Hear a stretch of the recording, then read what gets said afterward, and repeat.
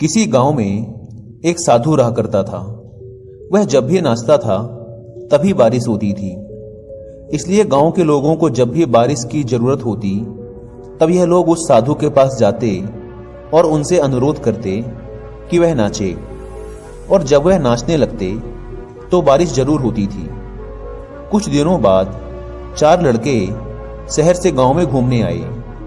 जब उन्हें यह बात पता चली कि किसी साधु के नाचने से बारिश होती है तो उन्हें यकीन नहीं हुआ।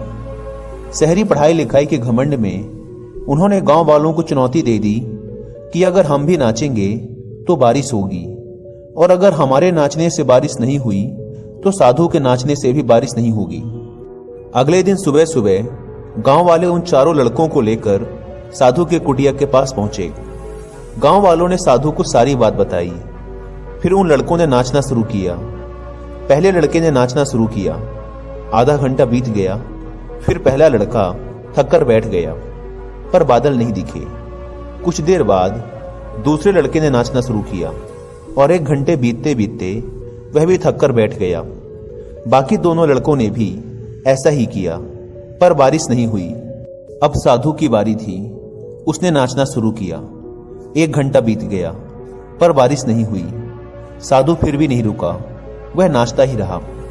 नाचते नाचते 2 घंटे बीत गए, पर बारिश नहीं हुई। 4 घंटे बीत गए, पर बारिश नहीं हुई। लेकिन साधु तो रुकने का नाम ही नहीं ले रहा था।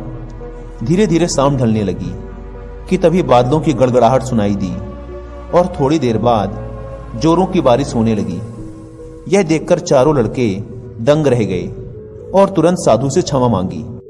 फिर 4 लड़कों ने साधु से पूछा, बाबा, भला ऐसा क्यों कि हमारे नाचने से बारिश नहीं हुई और आपके नाचने से बारिश हो गई?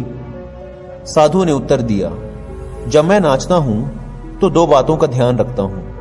पहली बात तो मैं यह सोचता हूं कि अगर मैं नाचूंगा तो बारिश को होना ही पड़ेगा, और दूसरी यह कि मैं तब तक नाचूंगा जब तक कि बारिश ना हो जाए।